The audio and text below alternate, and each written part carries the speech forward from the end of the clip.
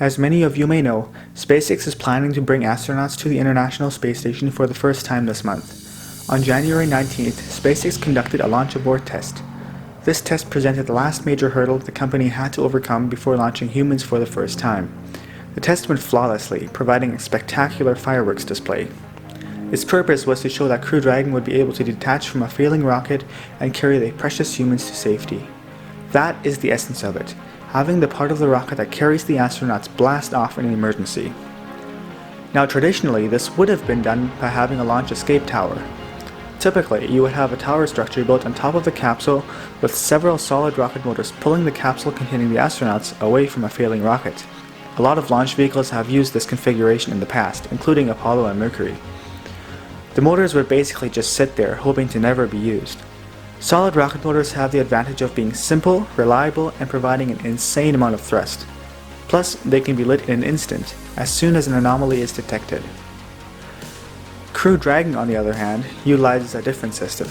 It uses its integrated motors. That's right, the 8 Super Draco engines that are built right into the capsule. As Elon says, the best part is no part at all. The best process is no process. Having the same engine serve multiple purposes means less complexity.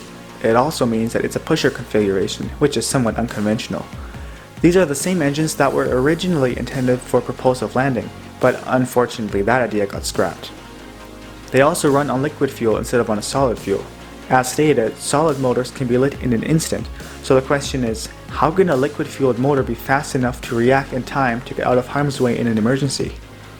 Well, the liquid fuels that are being used here are hypergolics. Unlike regular fuels, which require a spark to ignite them, hypergolic fuels burn on contact. The hypergolics that Crew Dragon uses are hydrazine and nitrogen tetroxide. These fuels are incredibly toxic and dangerous, but have the advantage of very quick reaction times when pressure fed. Another advantage of liquid fuels is that the extra fuel can be used for other things if all goes well and the launch escape system isn't used. Now, if something does go wrong, the system is triggered and the capsule detaches and accelerates away from the rocket. Once a safe distance away, Crew Dragon will coast for a little before separating from its trunk.